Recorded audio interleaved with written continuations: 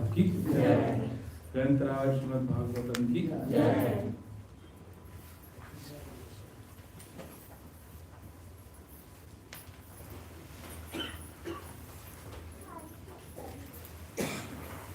Hare Krishna Hare Krishna Krishna Krishna Hare Hare Hare Ram Ram Ram Hare Hare. We are very fortunate to have association of HG Maha Raas Prabhu, and Prabhu been graduate from IIT Kharagpur in 2008, and then after working for some period of time, he decided to dedicate his complete life for service of Srila Prabhupada mission, service of our dear Lord Sri Krishna. And then he joined Kolkata ISKCON as a brahmachari in 2009. So you can imagine almost 17 years of dedicated service to Lord Sri Krishna. In the beginning, he served in a legal department, Govindas and tourism department of ISKCON Kolkata. Then he served as a youth preacher. So now he was graduated from Kharagpur IIT. So then he started preaching in IIT Kharagpur, then NIT Durgapur, then IIT Dhanbad. So he thoroughly developed youth preaching in IIT Dhanbad for 6 years.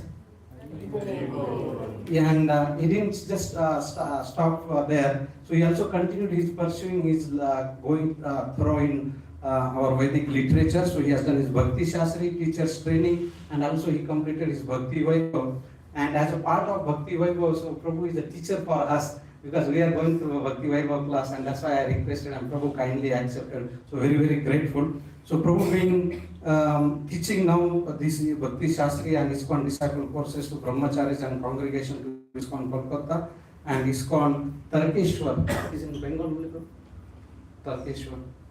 And currently he serves as youth preacher in ISKCON Kolkata, guiding many youths and assisting in Bhakti Vedanta Research Center. So it is a very great fortune. So let's welcome Prabhu by chanting Hare Krishna, Krishna Krishna, Hare Hare, Hare Rama, Rama Rama, Hare Hare. When I was distributing pamphlet for Janmashtami, one person called me and he said, okay, what is this? I said, from ISKCON Janmashtami program. And he said, when did you get graduated? I said, I did my master's from IIT Delhi. He said, first question he asked, why do all IIT graduates join ISKCON? I said, okay, you come to our center once and please hear from Prabhuji. So today we have a graduate from BTech IIT Kharagpur. So let's once again welcome Prabhu by Hari Bol. Thank you very much, Prabhu. Hare Krishna. हरे कृष्ण. ओम नमो भगवते वासुदेवाय. ओम नमो भगवते वासुदेवाय. ओम नमो भगवते वासुदेवाय. ओम नमो भगवते वासुदेवाय.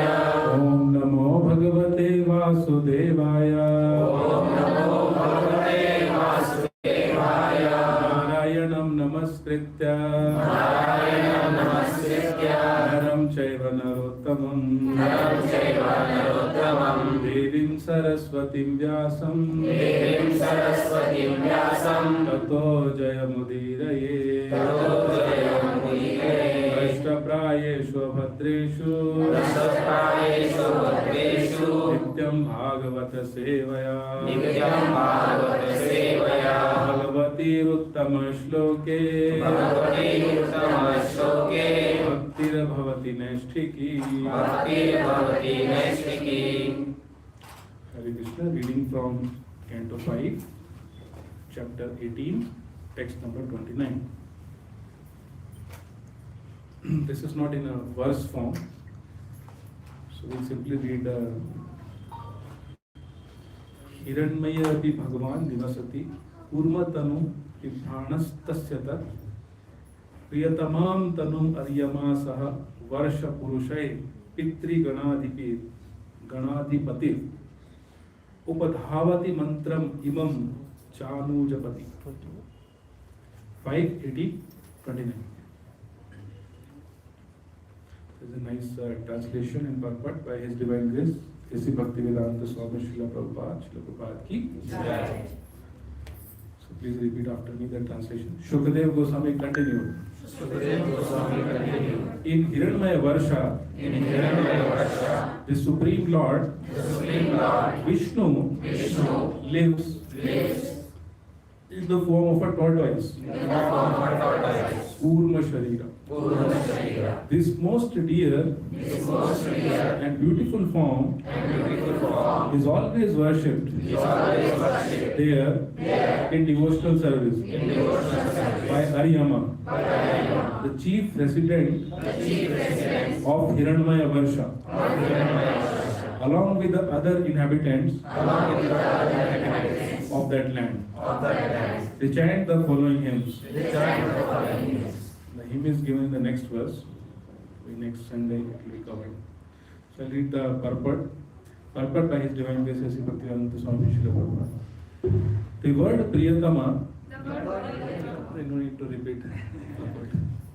Just here. The word Priyatama, dearmost, is very significant in this verse. Each devotee regards a particular form of the Lord as most dear. Because of an atheistic mentality, some people think that the tortoise, boar and fish incarnations of the Lord are not very beautiful. They do not know that any form of the Lord is always the fully opulent personality of Godhead. Since one of his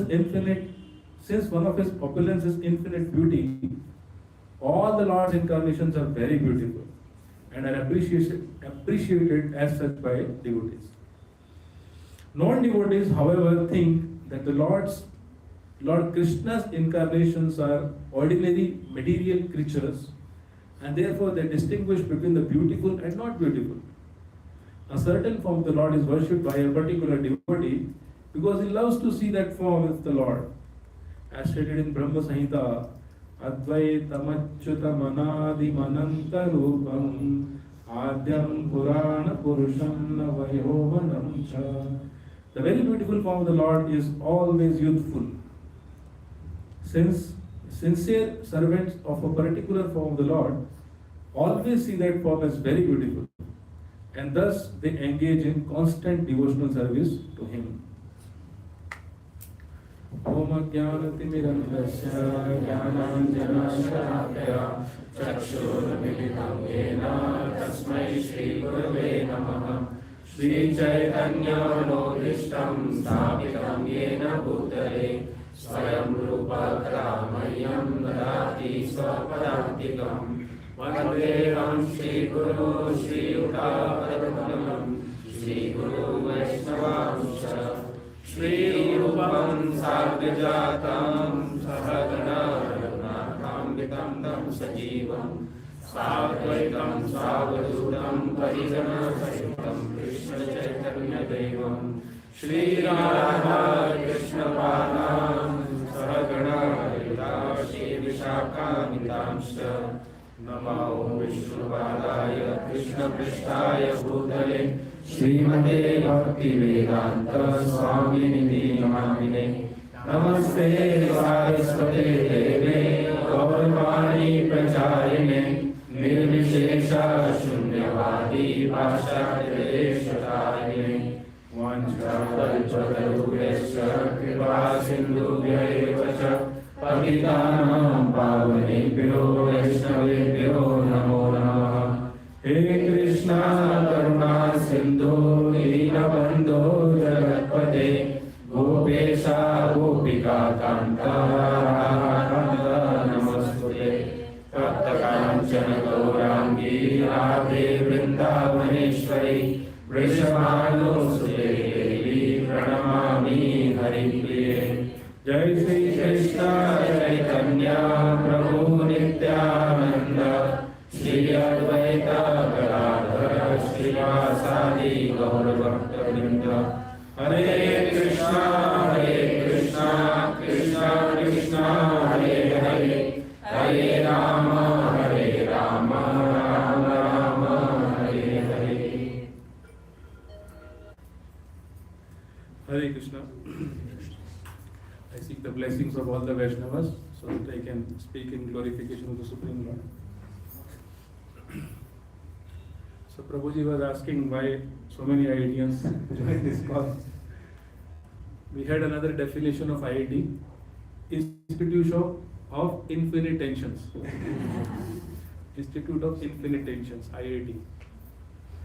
So if you see statistics, practically every month one suicide is committed in IIT. So much tension, not just because studies are tough, but because the ethos, the environment and the culture gives so much stress. So therefore so many IITians come to ISKCON to get training. So regarding this shloka that we have been reading from Srimad Bhagavatam, since this shloka was talking about beauty, therefore I also decided to speak on beauty, transcendental and mundane. Divine beauty and mundane beauty. We'll discuss this topic.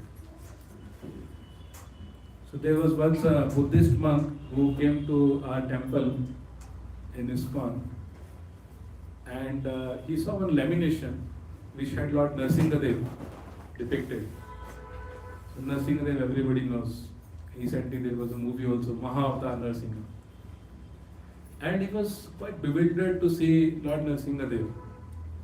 He was trying to figure out what this figure is. But when he could not understand, one very newly joined brahmacharis offered to help him.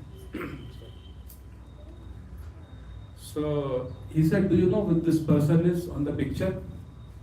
And the Buddhist monk said, "Who is he?" He said, "He's the supreme personality of Godhead." And the Buddhist monk could not grasp. Is this God? Because you've seen our picture in ISKCON, Nrsimhadev is bifurcating the body of Hiranyakashipu. And the brahmachari, young brahmachari in his fresh enthusiasm began to explain, "See, this is the first open heart surgery without anesthesia." So the Buddhist monk could not take it because Buddhists they crave for peace, shanti, non-violence and all that. So to add spice on the curry, he further said, this brahmachari said, "Do you know who is the boy standing next to Nrsimhadev?" Said, "No." Says, "The son of the person who has been murdered." And he is going to garland the murderer. This Buddhist monk was never seen again in ISKCON campus. That was too much for him. So it's true, Prabhupada says that due to atheism, people cannot understand the Supreme Lord. Not possible. So we'll talk about mundane beauty and divine beauty and see the comparison. First of all, why people are so much attracted to beauty? We see one person, one of our devotees was trying to be part of Bollywood at one point of time. So they said, "You should just know the acting and we'll make you beautiful with the makeup." And he said, the person said, that all these actors and actresses are not very attractive. They just apply so much of makeup and therefore they appear beautiful. But they are not actually beautiful.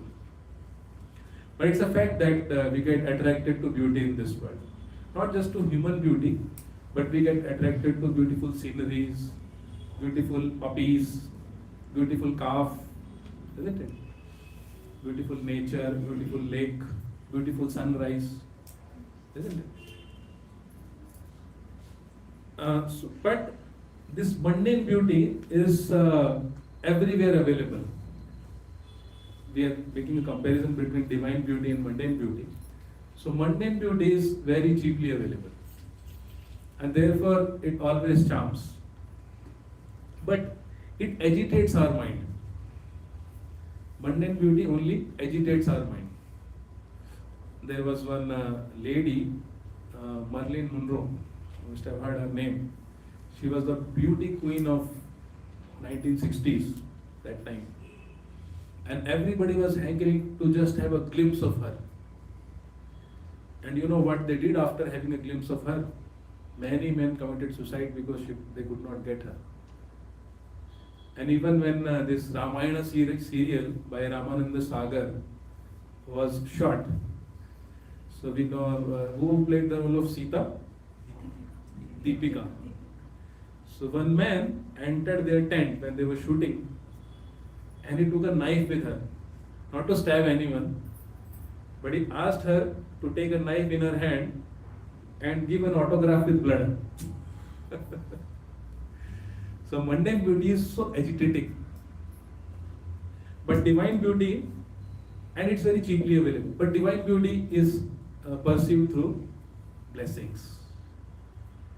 There was one man in Sri Rangama, his name was Dhanurdas. So the Lord Ranganath's procession was going outside the temple. It still gets carried every day, even today. And this man was holding an umbrella for his girlfriend. And he was constantly looking into her face. And Lord's procession was passing, so great Ramanujacharya, he sent one person to this man. He said, tell him Lord's procession is passing. He should have some shame. When Lord's procession passes, one should not do these things. And this is way back thousands years ago. He was looking, staring into her face. And then he said, if you show me something more beautiful than her face, then I can give up looking at her face. I need a better alternative. And Ramanujacharya promised. He said, yes, you come in the evening and I'll give you a glimpse of far more charming beauty than the beautiful face of your girlfriend. So in the evening, Ramanujacharya invited this man. His name was Dhanurdas. So he invited Dhanurdas to the temple and he prayed to the Lord Ranganath. Ramanujacharya prayed to Lord Ranganath. He said, my dear Lord, please exhibit your divine beauty to this man so that he can become charmed to your beauty. And when altar opened, when altar opens, Govindam Adi Purusham Tamaham Bhajami. When the altar opened, Dhanurdas, lo and behold, he could not blink his eyes. He was just constantly staring at the beauty of Lord Ranganath. And not just staring, but tears were welling down his eyes. He could not stop his tears. He became immediately charmed by the beauty of Lord Ranganath. And he immediately also surrendered to Lord and surrendered to Ramanujacharya. He offered himself to become disciple of Ramanujacharya. So divine beauty is realized by blessings, whereas mundane beauty is very cheaply available. Second point is that mundane beauty is relative. There is a famous Arabic story, Laila Majnu. Sabne suna hai naam, Laila Majnu. So this Majnu was very mad after his girlfriend Laila. And this was an Arabic country. This type of romance was not publicly allowed. So he was caught by local Badshah many times, and he was beaten. And he would every time promise, okay, I will not go after Laila. But he would helplessly go after Laila. So once the Badshah asked him, oh Majnu, you get caught, we beat you every time, but you are not improving. What is in Laila that charms you so much? And he started describing the beauty of Laila in choicest poetry, Uttama Shloka. So he said her eyes are like this, her nose is like this, her ears are like this, and her voice is like this. So when Badshah heard, he also became attracted. See, this is the power of hearing. So Badshah became curious to have a darshan of Laila. And he invited Laila. So Laila was brought in front of Badshah and the wheel was opened. And Badshah was totally disappointed. He said, Majnu, you said her eyes were so beautiful, but I see her eyes look like a she monkey's eyes. You said her lips are like bimba fruit, but her lips actually look like lips of a camel. I don't get attracted. I don't see any beauty in her. So Majnu said, "O king, in order to appreciate her beauty, you have to have eyes of Majnu. Then you can appreciate." So it's very relative. You know, there could be some Miss Universe in the world of lizards. If she falls in your dinner plate, how would you feel? Oh, so beautiful. Isn't it? So the beauty among human is limited to human beings. Isn't it? No matter how beautiful Miss Universe lizard is, we don't get attracted. We'll probably throw our plate away if that lizard falls in our plate. Isn't it? And similarly, all other species are attracted among themselves. If Miss Universe doe means the she deer, if she comes in front of tiger, or even if Miss Universe among human comes in front of tiger, what will tiger say? Mahaprasade Govinde. He not appreciate beauty. He will see her like a lunchbox, not like a beautiful object to enjoy. So it's very limited and relative. It's relative to that limited species. But divine beauty is actually absolute. Divine beauty is absolute. Like we see Krishna's beauty, when he would walk in Vrindavan forest, Yamuna would stop flowing and the stones would melt and peacocks would dance in ecstasy and tears would surround Krishna and trees would begin to tremble and drop all the fruits. This is Krishna's beauty. Krishna is so beautiful. Barha Pidam Natvar Vapu Karanayo Karnikara. He looks like a dramatic actor. When Mother Yashoda decorates him with pearls, jewels and other ornaments, as soon as he goes out for herding the cows, all his friends remove the ornaments. And they again decorate him with the forest flowers and whatever ornaments are easily available in the forest. And Krishna looks so beautiful in the forest decoration. And he's so charming that even Mahavishnu is eager to see his beautiful form. There's a pastime in Srimad Bhagavatam that once there were sons of a Brahmana who were passing away as soon as they took birth. So Arjuna takes a vow that he was going to, it's a long story but cutting short, Arjuna took a vow that he would save all the sons of the Brahmana. And when Brahmana's wife was pregnant, she gave birth to the child. Arjuna invoked Pashupata Astra in order to avoid any untimely death of the infant.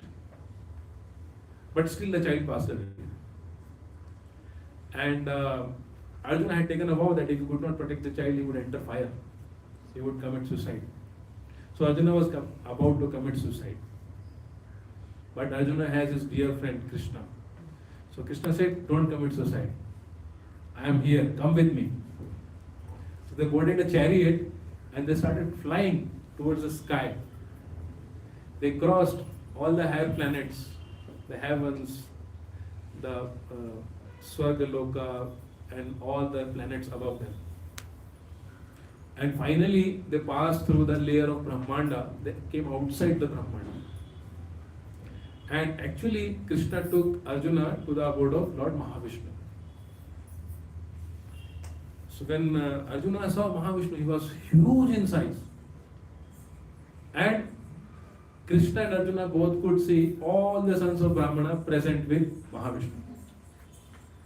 So that time Mahavishnu says to Krishna that actually I wanted to see your beautiful form, but I did not have darshan of your form. Therefore I was stealing the children of Brahman. Now you can take. So Krishna is so attractive. He is not only attractive to human beings, he is attractive to all the species, the cows, the calves, the deer, the yamuna, the trees, the doe, the peacock, the parrot, everyone. Then, then the mundane beauty is not only relative, but it fades away. Mundane beauty also fades away. We see all the beautiful actors and actresses of 1980s. They are no more attractive now. Yeah? In fact, there was one, same, I was talking about Marilyn Monroe.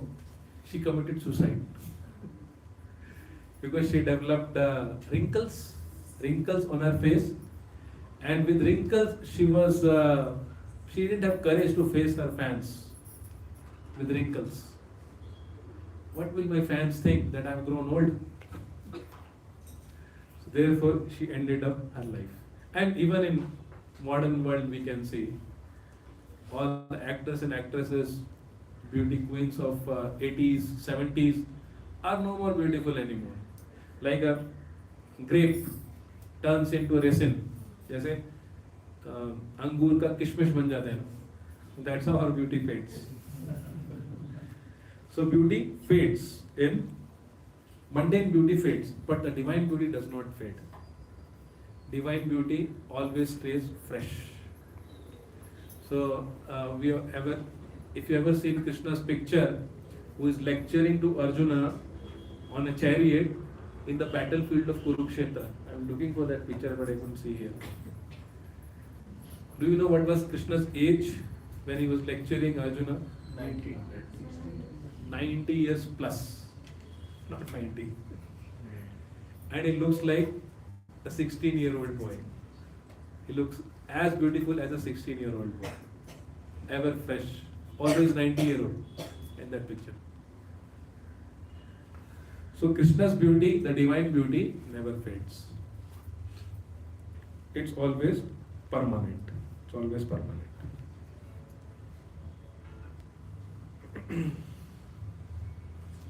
So I heard a joke.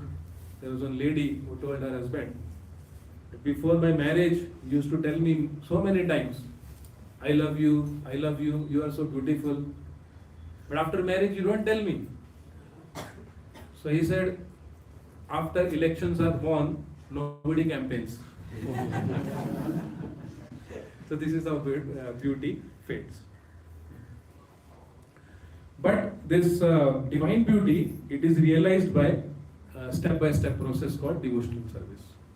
As I said earlier, it's not cheaply available. It requires a process, and that is bhakti yoga, devotional service. So we can realize bhakti yoga by a step-by-step process given by our acharyas. So Rupa Goswami has given a step-by-step process to realize the divine beauty. And that step-by-step process is given in Upadeshamrita, Nectar of Instruction. How many of you have seen Nectar of Instruction? Okay, everybody has seen. How many of you have read Nectar of Instruction? Okay. How many of you have some idea about Nectar of Instruction? Okay. So Nectar of Instruction is 11 verses, 11 shloka. That's a journey from, you can say, our appreciation for mundane beauty to our appreciation for divine beauty. Or in other words, Adav Shraddha to Prema Bhakti. So only with Prema Bhakti we can appreciate divine beauty. So this has 11 shlokas, and it's a journey that takes us from appreciating divine beauty to appreciating mundane beauty to appreciating divine beauty. So the first 3 verses is are about personal training, self-training, how we prepare ourselves. So you can also consider Nectar of Instruction like a binocular. You know binocular, doorbin. So how do we use binocular? We keep it in front of our eyes and we adjust lenses, isn't it? If you want to see something, let's say 100 meters away, you adjust lenses in one way. But if you want to see an object 1 kilometer far away, 1000 meters away, then you need to readjust the lenses to see that object, isn't it? So you want to see divine beauty, then this is the binocular. Nectar of Instruction is the binocular, doorbin. So it has actually 3 lenses. The first lens is first 3 shlokas, which is about personal training. First verse speaks about training oneself. Vacho vegam, manasa krodha vegam, jivva vegam, udarupastha vegam, etan vegan yo vishaheta dhira, sarvamapi mam prithvim sashishya. This shloka says that anyone who has managed to tolerate the 6 urges, that person is eligible to initiate disciples all over the world. 6 urges are described. What are the 6 urges? Vacho vega, the urge to speak. I'll talk about it later. And second urge is manasa, mind urges. So many things come to our mind. Overthinking, wrong thinking, negative thinking. Then krodha vegam, anger. Then jiva vegam, urge to taste nice food stuff. Upastha vegam. Then udara vegam. Udara means urge of belly and then urge of genitals. So these 6 urges are described. So first a devotee should learn to tolerate the 6 urges. That's the first step in realizing the divine beauty. Then second, Arup Goswami says that what is the second verse? Who knows? Atyahar prayashascha prajalpo niyamagraha janasangashcha lolyamcha shardil bhakti vinashyati. So 6 attitudes which are unfavorable for realizing the divine beauty. First is atyahar, overeating. Atyahara, prayasa, over endeavor. These are nicely given in the book Nectar of Instruction. I request all of you to please read the book. Please go through the book. It's a very nice book. So first is overeating, second is over endeavor. Atyahara prayashasya, prajalpa means talking nonsense. Then niyamagraha means not following the rules and regulations as given in other scriptures. Then prajalpa niyam janasanga, association, too much intimate association of mundane people. And then lolyam, greed, mundane greed. So we must give them. Then the next verse is about positive, 6 positive attitudes. What are they? Utsahat, nishayat, dharyat, tat karma pravartana, sangatyagat, sato vritte, shadvir bhakti, prasidati. So bhakti is enhanced by these 6 attitudes. Utsahat, enthusiasm, never becoming discouraged. Here, Prabhupada says that practicing devotional service in material world is like declaring war against Maya. So do you think Maya will leave you easily? No. But we should not be discouraged. Utsaha, we should maintain enthusiasm. And Nishaya, determination. Determination, no matter how the situation is, carry on with devotional service.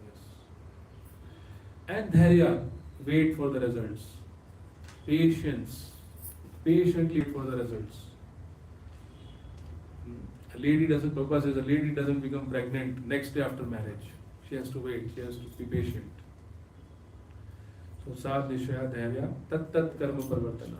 Tat Karma Parvartana means following in the footsteps of previous acharyas. Like this. So 6 are mentioned, 6 positive attitudes are mentioned. So these first 3 verses are about training oneself, or also can be also said as shifting one lens, fine-tuning first lens.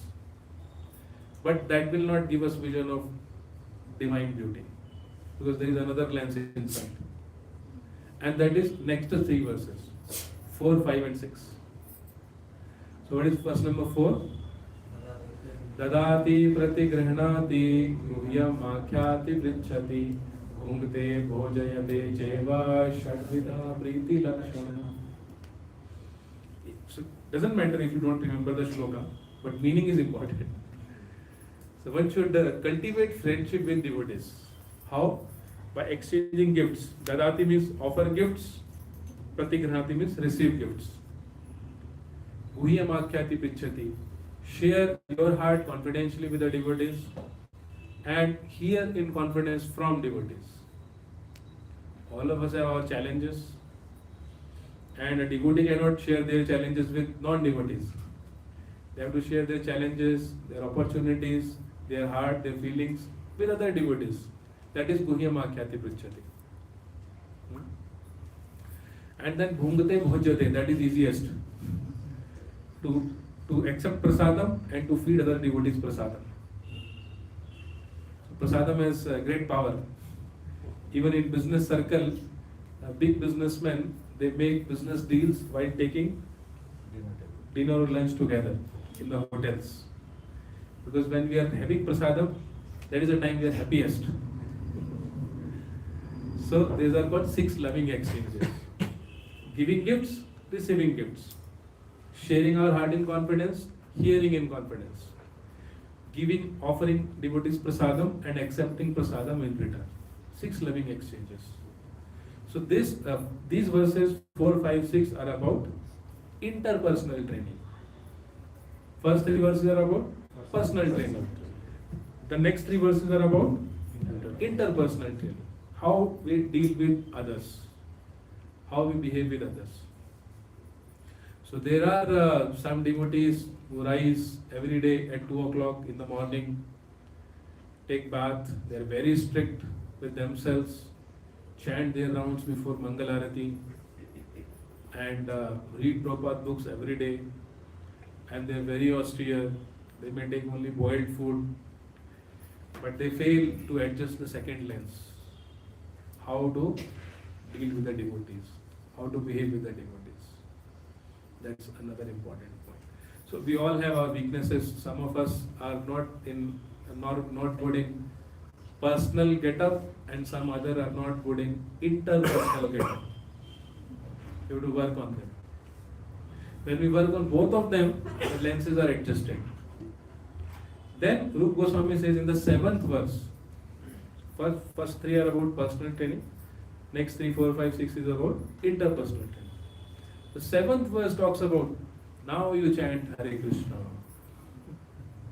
Syat Krishna Nama Charitadi Sitapya Vidya Pitto Patapta Rasanasya Na Rochikanu Kintu Adarat Anudinam Khalu Seva Jushta Swadvi Kamadhavati Tadgata Mula.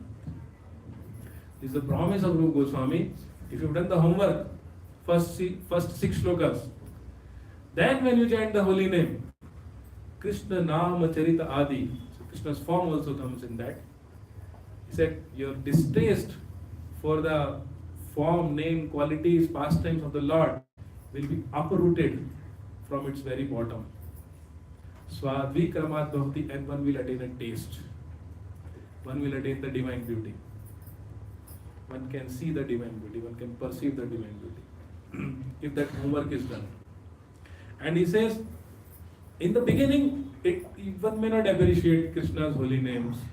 Like we are chanting Hare Krishna, Krishna Krishna, Hare Hare, Hare Ram, Ram Ram, Hare Hare. And sleep disturbs. We go to sleep. Either we go to sleep or we get distracted by sceneries, mundane beauty. Isn't it? Because we don't have appreciation for divine beauty. We don't have taste for divine beauty. So we get carried away by the mundane beauty. It happens with everyone. So he says, in the beginning, don't expect. Krishna Nama Charitadi Pitto Patapta Na Rochikanu. There will not be taste in the beginning. And he gives the reason. He says that because we are suffering from a disease called avidya, which is like jaundice. So if a person is suffering from jaundice, you know what are the symptoms of a person suffering from jaundice? Bitter. Yeah, if it tastes sugar cane, it tastes bitter. He cannot appreciate the sweetness of sugar cane juice. Although sugar cane juice to a healthy person is very sweet, but he cannot appreciate that, isn't it? So Rupa Goswami says that in the beginning it will taste bitter, but very soon, Anudinam, if you continue doing every day you continue taking darshan of the Supreme Lord, every day you continue chanting the holy names, every day you continue reading, hearing about the Supreme Lord. He says, Khalu Seva Jushta. Certainly, Khalu means certainly. It is for sure. Swadvi Kramada Bhavati Tatgata Mula. the taste will be revived, and the disease will be uprooted from the body. It's a guarantee. So Rupa Goswami says this, promises that one will come to a stage of realizing divine beauty. But it all starts with the first verse, Vachodegam. I'll just speak about it a little more. We all have desire to meet divine persons. How many of you want to meet Rupa Goswami? Everyone wants to meet. An appointment with Rupa Goswami. Now suppose if Rupa Goswami, if your spiritual master or Srila Prabhupada takes you to Rupa Goswami, suppose Rupa Goswami is sitting inside and Prabhupada is sitting here as a mediator, and he takes you inside the room to see Rupa Goswami. So what will Rupa Goswami say? What will you tell Rupa Goswami? Please bless me. Isn't it? You will offer your obeisance. You will ask Rupa Goswami, please bless me. You have access to Krishna, please give Krishna to me. And you know what will Rupa Goswami say? He will say, I have already given you Krishna. Because Prabhupada says, reading this nectar of instruction, this Updeshamrit, is to associate with Rupa Goswami. So having direct audience with Krishna is as good as reading nectar of instruction, Upadeshamrita. There is no difference, absolutely no difference. If you give your pen and notebook to Rupa Goswami and tell him, please write down something good for me, I want to follow your instructions, Rupa Goswami will write all 11 shlokas. That this is it for you. He will not tell anything additional because he has already told. He has already given his research work. So therefore Prabhupada says, reading this nectar of instruction is to associate with the lotus feet of Rupa Goswami directly. There is no difference. And Prabhupada says, to carry out the instructions of nectar of instruction is to worship the lotus feet of Rupa Goswami. So you can also worship Rupa Goswami by carrying out the instructions given in nectar of instructions. So it all starts with Vachovegam, the urge to speak. Now, all of us want to speak. I am speaking also. But Vacham means speaking mundane talks, which are not favorable. So what kind of speech we should speak is given in Bhagavad Gita. Anyone knows the shloka? How we should speak? Anudvegam karam vakyam satyam priyam hitam chayat. We should always speak which is non-agitating. Anudvegam. And Anudvegam karam vakyam satyam. We should speak truth. We should not flatter anyone. We should always speak truth. But before Krishna says speak truth, he says Anudvegam. Don't speak the truth which agitates others. So speak the truth in a non-agitating way. And then he says Anudvegam karam vakyam satyam priyam. And speak sweet. That means truth has to be spoken, but it should also be spoken sweetly. And Anudvegam karam vakyam, like I'll tell you, one devotee, he was leading nursing arati. And he sang very pathetic nursing arati. So much so that the devotees who were playing Mridanga and Karda, they did not know what to do.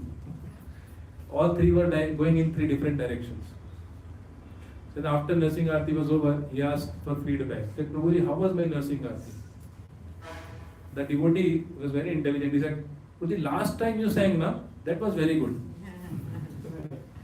So is it truth? Yes, it was truth. So he gave a feedback also. It is non-agitating. That means now what he was singing was not good, in other words. So, Anudvegam karam vakyam satyam priyam hitam. And we should always speak what is favorable.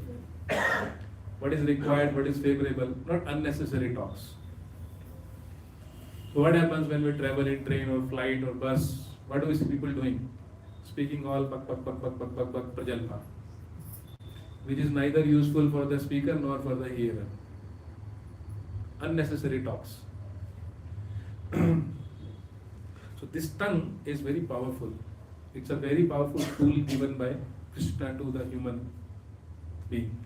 Only with human tongue we can chant Hare Krishna, Krishna, Krishna Krishna, Hare Hare, Hare Rama, Rama Rama, Hare Hare. Just like in a boat or a ship, there is only small instrument called rudder, which determines the direction of the ship or the boat. It's a very small instrument compared to the huge machinery in the ship. But if this small rudder is not working properly, then ship cannot take right direction. The rudder in human body is our tongue. One time, Akbar asked Birbal, what is the strongest weapon of a human being? The Birbal said, Jahapana, it is tongue only, which is the strongest weapon a human being has. You know, Hitler was controlling entire Germany, practically half of the world with his tongue. He would give such fiery speeches, people would become influenced and afflicted by his words. They would give up their home, family, and just be prepared for war. Words, tongue. So Birbal said, tongue is the strongest instrument that a human body has. Akbar could not believe. Said, I don't believe. You know, Akbar had a tendency to answer the question by giving demonstration. Birbal had the tendency to answer the question giving demonstration. So Birbal ki khichdi was popular because it was demonstrated. So Birbal wanted to give a demonstration to Akbar. He invited Akbar along with Akbar's sister to his own home for a feast. He arranged the most palatable feast possible for the king. Because if you invite a king, you should give the best feast possible. And it was a grand welcome, red carpet welcome. People was personally serving each and every dish, each and every item to Akbar and his sister. And everything was served, Chappan Bhog. When everything was served, still Birbal was insisting, please take this, please take that, this is good for digestion, this is good for protein, this is good for vitamin. And Akbar was eating nicely, and so was Akbar's sister, she was also eating wonderfully. After everything was served, Birbal brought one special milk sweet.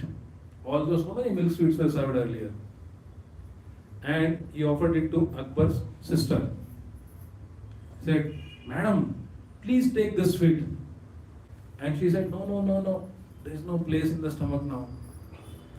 And he said, खा लेना तेरे बाप का थोड़ी है. I intentionally spoke that in Hindi. It has a flavor. As soon as he said this, immediately the lady became so angry. She turned to her brother and said, let this man be hanged immediately. Abhi sar kalam karwa do. He doesn't know how to speak. He's such a nonsense. And Birbal was simply smiling.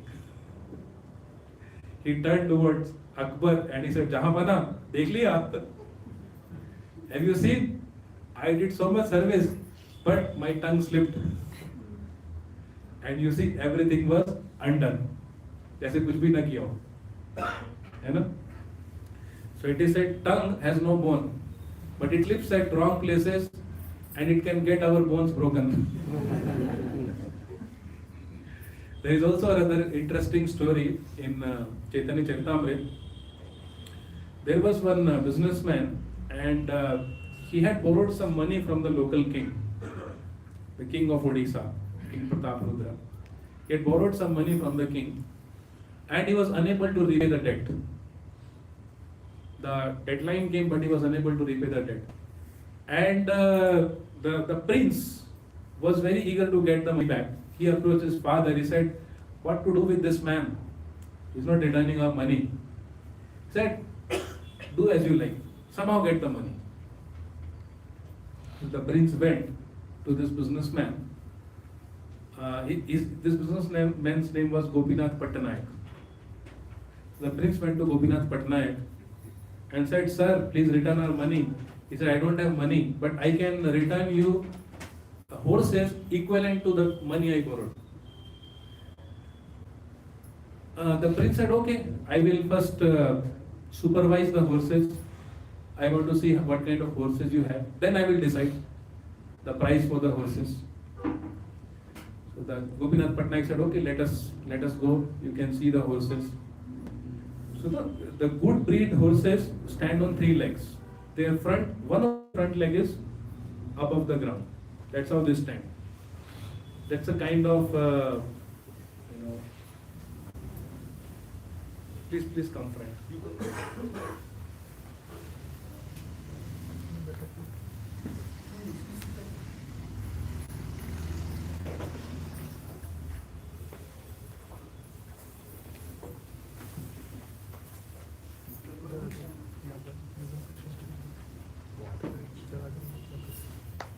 So the good breed horses are recognized by their front legs.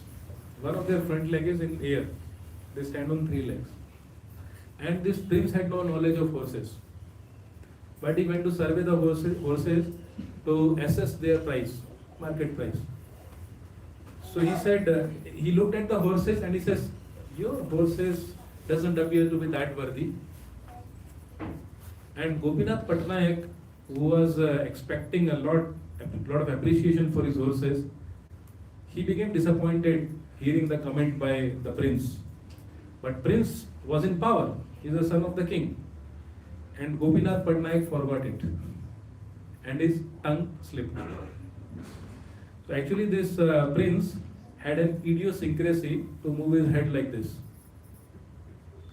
You know what is idiosyncrasy? Something that people do unconsciously, without awareness, they keep doing. That's called idiosyncrasy. Like some of our fingers come here on face. Some of us keep hands like this. If you do it other way, you feel uncomfortable. You feel uneasy. Right? So that's an idiosyncrasy. So this prince had a habit of doing like this. His neck, raising his neck like this. And Gopinath Patnaik became irritated to hear the comment of the prince that his horses were not that worthy. He said, my horses are so worthy that you can buy diamonds for them. At least they don't do like this. And hearing this, my God, the prince became enraged. Because you cannot offend a prince. They are not elected by votes. They have absolute power. How dare you make fun of me, saying that my horses are told to like this. So he said, your horses don't match the money you borrowed, and therefore I will give you due punishment. Then again he went to his father. He said, Gopinath Patnaik fails to return our money. What to do? Again the king said, do something and get the money. Do as you like and get the money. So then the prince declared Gopinath Patnaik be thrown on a changa.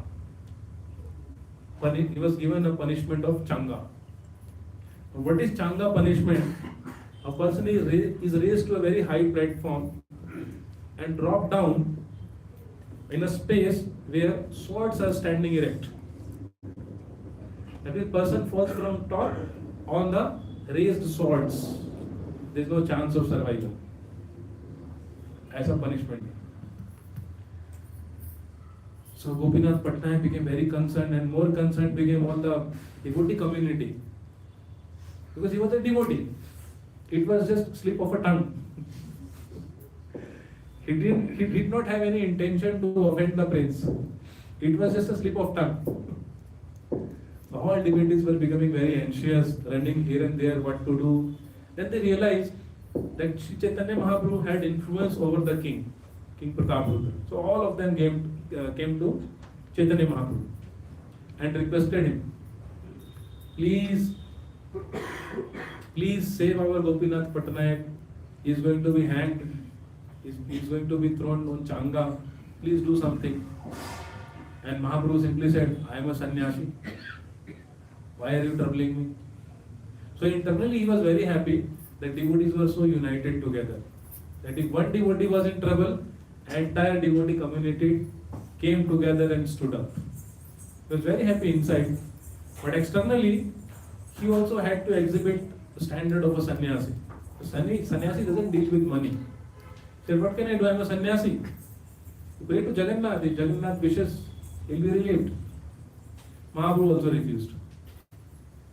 And devotees were insisting of Mahaprabhu again and again, please do something for Gopinath Patnaik, save him, save him. Prince is throwing on Changa, he will die very soon. You have influence over the king. Please do something. So Mahaprabhu said, if you insist like this again and again, then I will leave Jagannath Puri. I will go to Alarnath. That was his standard threat. If devotees troubled Mahaprabhu, he would say, I will go to Alarnath. So devotees understood that Mahaprabhu was not going to directly help them. Although he said, pray to Jagannath, he could be relieved.